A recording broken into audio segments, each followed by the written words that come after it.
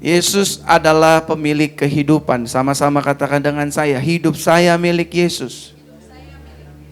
Apa yang saya miliki, miliknya Yesus juga. Betul gak Bapak Ibu? Karena saudara ada karena Tuhan. Pekerjaan saudara ada itu dari Tuhan. Jabatan saudara ada itu dari Tuhan. Istri, suami, anak, mobil, kendaraan, kekayaan itu dari Tuhan. Oh betul, di dalamnya ada usaha kita. Bangun pagi kita kerja, bangun pagi kita mengudar karir kita, bangun pagi kita melakukan aktivitas kita, ada tanggung jawab kita di dalamnya. Tetapi sejatinya di belakang itu semuanya datang dari Tuhan. Semuanya miliknya Tuhan. Makanya firman Tuhan berkata, kalau orang percaya mau bermegah, orang percaya mau berbangga, berbanggalah di dalam Tuhan, bermegahlah di dalam Tuhan. Karena dengan kemegahan kita di dalam Tuhan, kita sedang mempermuliakan namanya. Amin.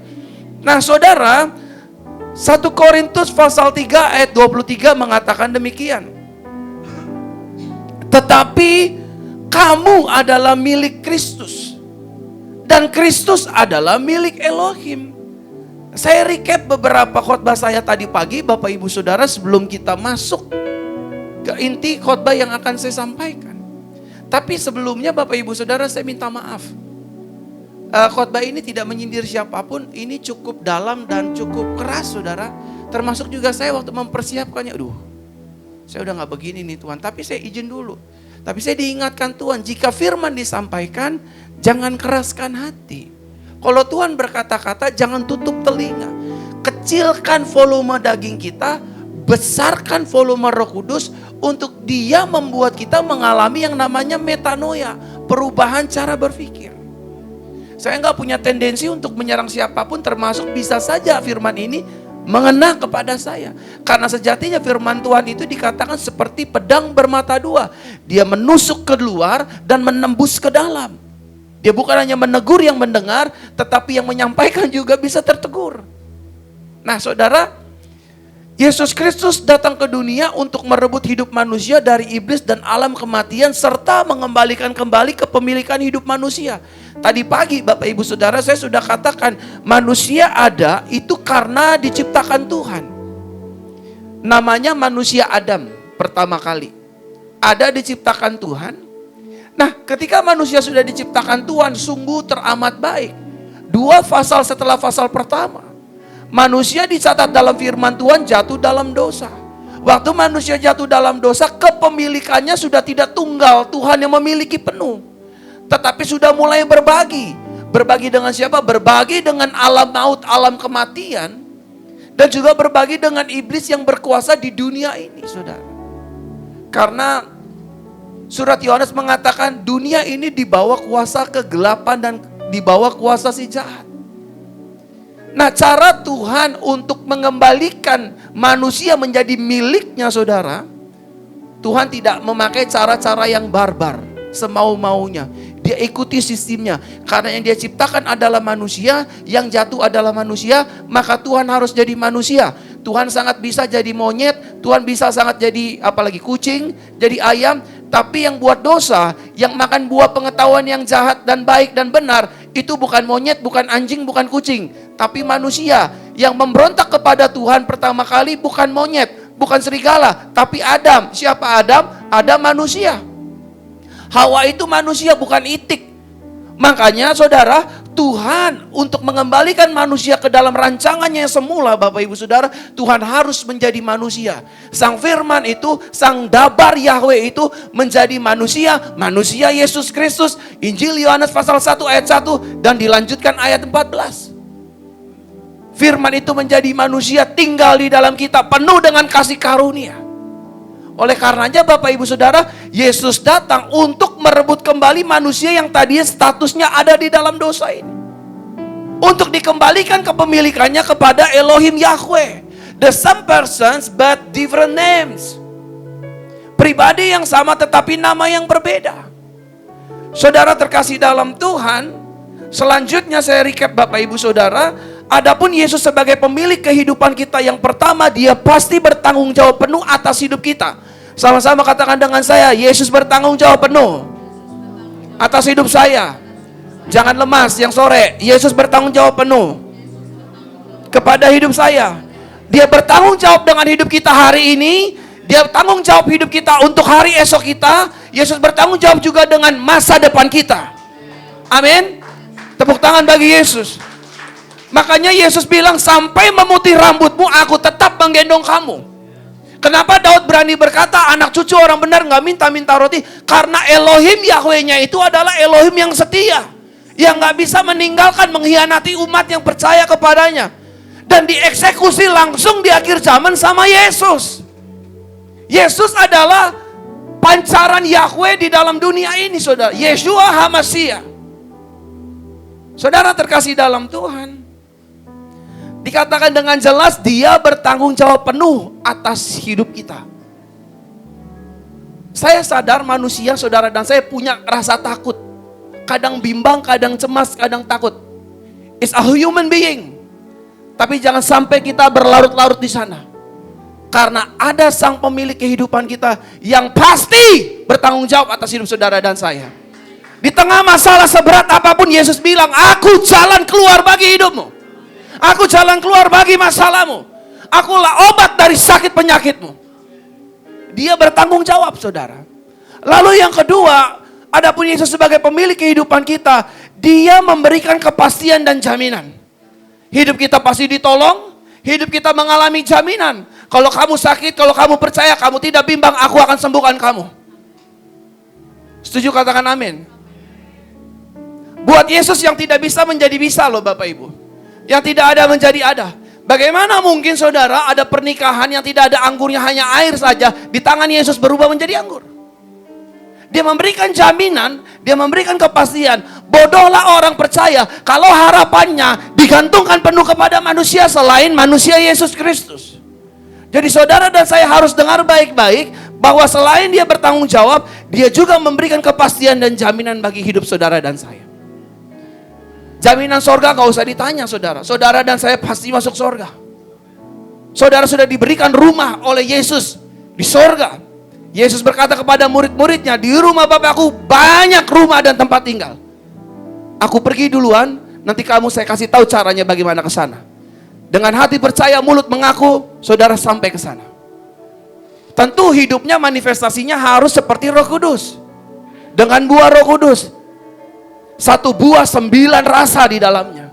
Ada kasih, sukacita, damai sejahtera, penguasaan diri, dan lain sebagainya. Dan yang ketiga, Bapak Ibu Saudara terkasih dalam Tuhan, adapun Yesus sebagai pemilik kehidupan kita, dia menjaga dan menyayangi kita. Siapa di sini yang punya handphone? Pak, kalau handphonenya ketinggalan, larinya kencang apa pelan, Pak?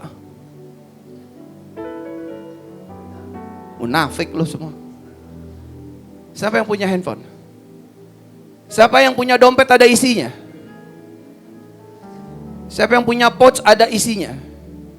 Siapa yang punya dompet tapi bokeh? Ngomong-ngomong, bokeh itu bahasa Belanda ya? Bokeh, ya. Kalau nggak salah bahasa Belanda gitu. Saya baru tahu juga. Cuman lafalnya, spellingnya bukan bokeh, tapi apa gitu, kayak gitu, ada gitu. Bokeh gitu. Cuman jatuh ke Betawi jadinya bokeh. Siapa yang punya handphone, saudara? Kalau ketinggalan di gereja, baliknya cepat atau lama? Kenapa cepat? Takut diambil, takut hilang. Di balik takut diambil dan takut hilang, ada apa di situ? Saudara pasti menjaganya. Saudara pasti sayang. Kenapa dijaga? Ada chatting-chatting mesum lo di situ. Halo? Ada foto-foto terlarang di situ. Makanya buru-buru, makanya dikasih password. Udah dikasih password begini, dikasih scan muka lagi. Terus foto mukanya bukan muka yang bener, opung senyum-senyum. Emang handphonenya ada yang aneh-aneh, Pung ya? Bahaya ya, opung. Canda ya, Pung. Siapa yang punya anak? Pak, kita ini buat anak, pala jadi kaki, kaki jadi pala, betul gak? Betul gak? Gak apa-apa papa dagang di pasar, gak apa-apa asal anakku sekolah. Bener gak? Itu karena rasa apa? Karena rasa sayang dan ingin menjaga anak kita. Siapa yang punya anak? Kira-kira rela gak anak bapak sejedotin sampai berdarah di tembok? Ada yang ngomong, terus pak, terus pak, terus pak. Kasih pizza pak, kasih pizza pak, kasih pizza pak. Gak mungkin. Pasti saudara akan marah. Saudara akan ngamuk. Di sini siapa yang belum menikah tapi punya pacar?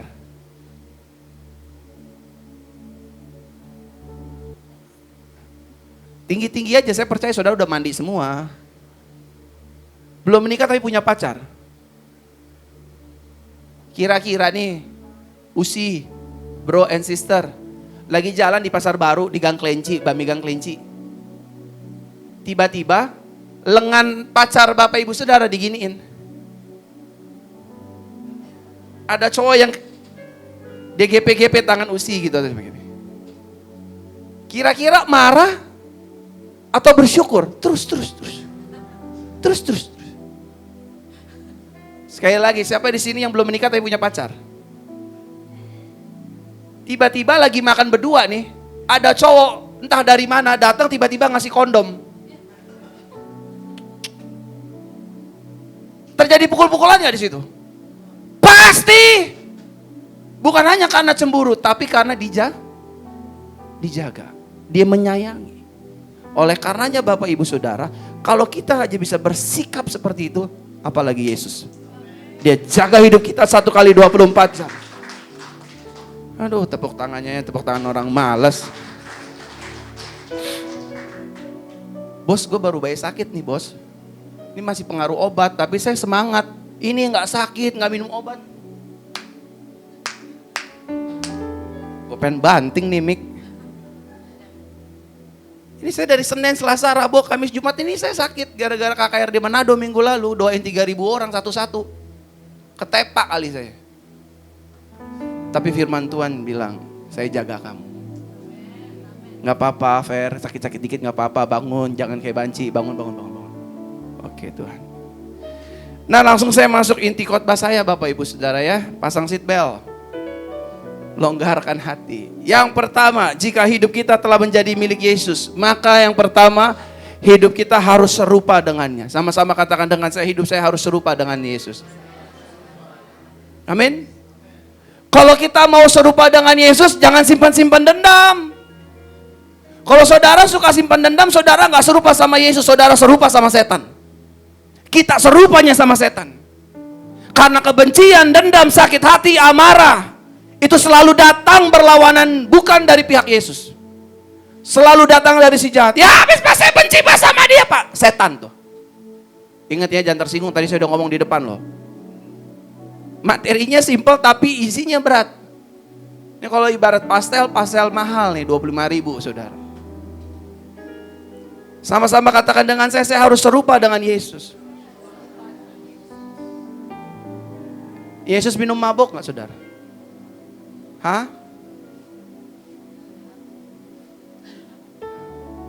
Jawab. Gue panggilin sapam nih, udah gregetan nih. Berarti kalau saudara minum mabok, saudara gak seperti Yesus. Meskipun saudara dimiliki Yesus, tingkah laku saudara tuh gak seperti Yesus. Saudara simpan dendam, saudara bencian, saudara irian sama orang. Bukan irian ya, irian sama orang. Karena ada orang bodoh bilang, kamu jangan bergaul sama orang irian. Akhirnya dia gak temenan sama orang irian. Bukan orang irian, irian. Karena dia bodoh, dia pikir orang irian ya. Gak boleh teman-teman, kata mama saya. Kita tuh harus serupa, gereja ini harus serupa seperti Yesus. Gereja ini gak boleh serakah, gak boleh ngomongin uang, gak boleh. Gereja ini harus ngomongin jiwa. Kalau saya ngomongin uang mewakili Tuhan, berarti saya lagi ngomongin hati saudara dan hati saya dan hati gereja ini. Saya gak lagi ngomongin nominal. Makanya setiap kali saya kasih persembahan buat Tuhan, Tuhan ini hatiku. Gak pernah Tuhan ini persembahan, gak pernah saya begitu. Tuhan ini hatiku. Berapa hati saya? 1 juta, 2.000, 5.000, 10.000. It's your heart and my heart. Jadi saudara harus penuh kasih. Ngampunin orang. Jangan marah-marah. Hari ini saudara, ada banyak orang percaya, ada banyak orang Kristen, ada banyak pelayan Tuhan, dia dimiliki Tuhan, tapi kelakuannya tidak serupa seperti Kristus. Dengan alasan, banyak juga kok pendeta yang kayak begitu, banyak juga kok pelayan Tuhan kayak begitu. Saudara mau ikutin pendeta pelayan itu apa mau ikutin Yesus? Saya memilih untuk mengikuti Yesus. Hidupnya harus serupa sama Yesus. Ada jemaat lebih gila lagi, Pak, Yesus gak nikah, gak ngerasain yang namanya rumah tangga. Belum ditamparin malaikat sih sampai stroke.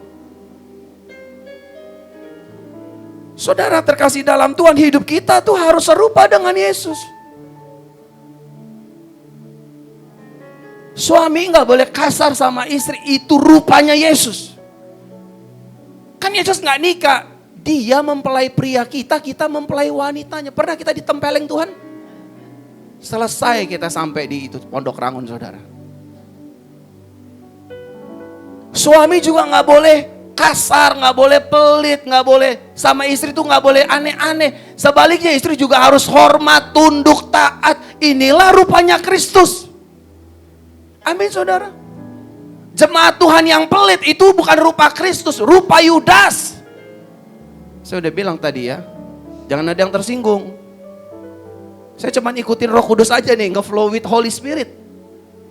Sekali lagi, kalau ada jemaat Tuhan yang pelit datang ke gereja itu pelit, itu bukan rupanya Kristus, itu rupanya Yudas. Yang hitung-hitungan dengan uang persembahan yang Yudas tampung dari orang-orang yang membantu pelayanan Yesus, tapi makan dalam, saudara. Alasannya guru, minyak yang mahal ini bisa dipakai untuk menolong janda-janda dan lain sebagainya. Saudara harus seperti Kristus. Kalau saudara dikasih amplop di gereja ini atau di gereja Tuhan lainnya, ambil saudara. Bilang, Tuhan ini hatiku. Takut kan? Karena memang semua orang Kristen bocuan. Maunya untung, maunya diberkati, kerjaannya naik, karirnya bagus, cuannya banyak. Tapi when we talking about offering, waktu kita ngomong tentang persembahan, semuanya diem saudara kayak anak baik-baik. Dari merah turun ke biru, dari biru turun ke hijau, dari hijau turun ke ungu, dari ungu turun ke coklat, dari coklat turun ke abu-abu gelap, dari abu-abu gelap turun ke logam, dari logam turun, ini hatiku, ambil hatiku Tuhan. Nyanda ada duit buat hari ini buat Tuhan. Sama-sama tahu Tuhan. Masa gitu sih? Saya kemarin dibekalin duit sama ibu gembala di pouch. Saya bilang, Tuhan ini hati saya. Ini persembahan saya. Bukan nominalnya 10 juta, 20 juta, 100, bukan. Karena firman berkata, di mana hartamu berada.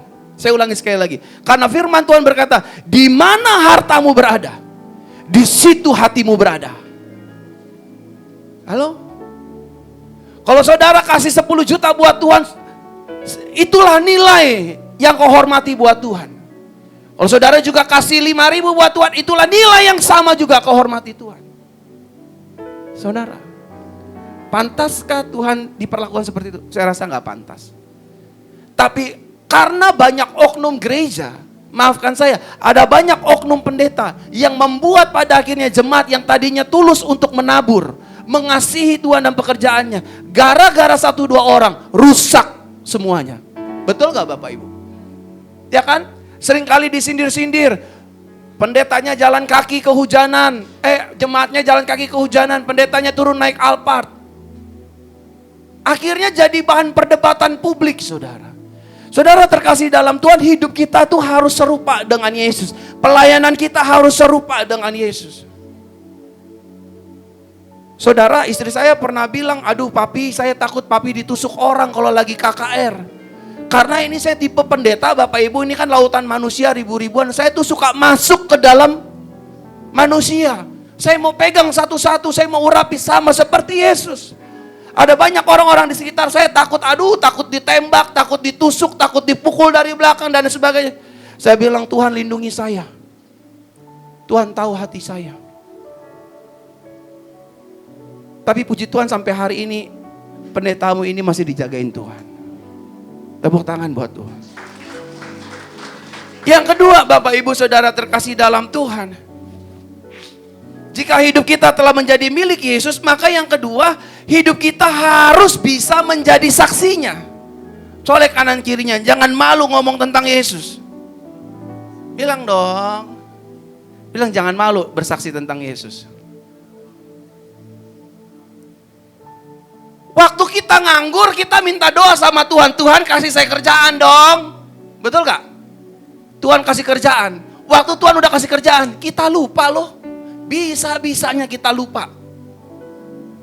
Harusnya yang kita lakukan, ngomong ke saudara kita, ke kakak kita, ke anak kita, ke mama kita, ke orang tua kita, ke bestie kita, bilang, gue ngelamar kerja susah-susah tapi puji Tuhan. Tuhan buat gue kerja. Tadinya gue pengangguran. Sekarang gue udah kerja. Semua karena Yesus. Amin. Saudara bawa lamaran kerjaan ke kantor nih. Bawa lamaran kerjaan ke kantor.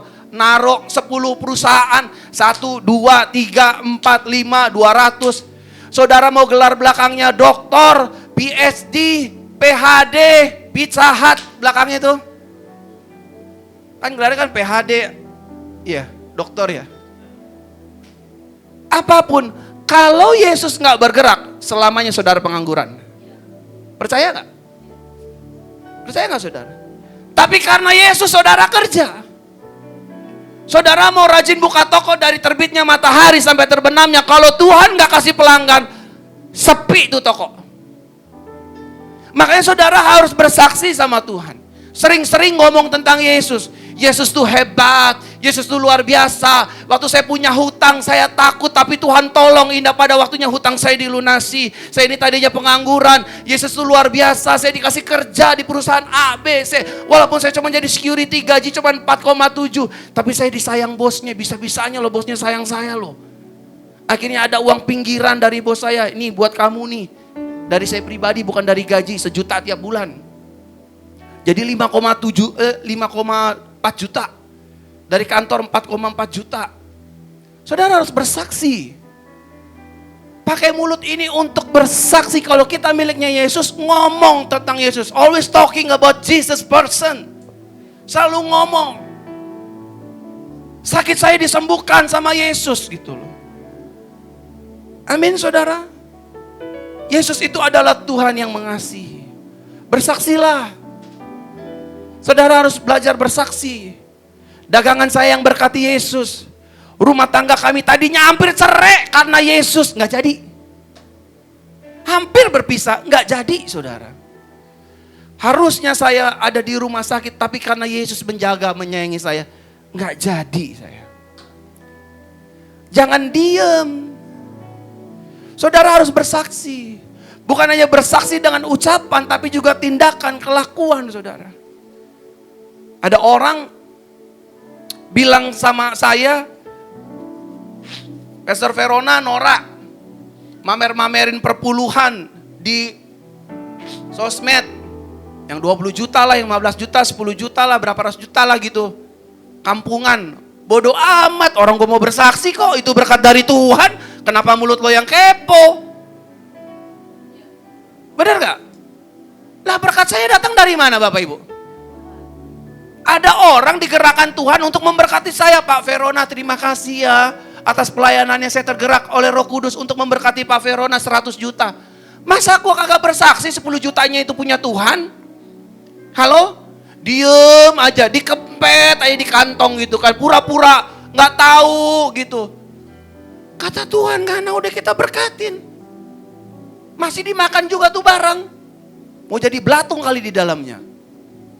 Saudara harus berani bersaksi. Kerjaan saudara itu dari Tuhan. Saudara bisa bertahan di kerjaan saudara itu karena Tuhan. Banyak orang yang mau posisi kerjaan saudara itu banyak saudara. Serius. Dan yang terakhir saudara.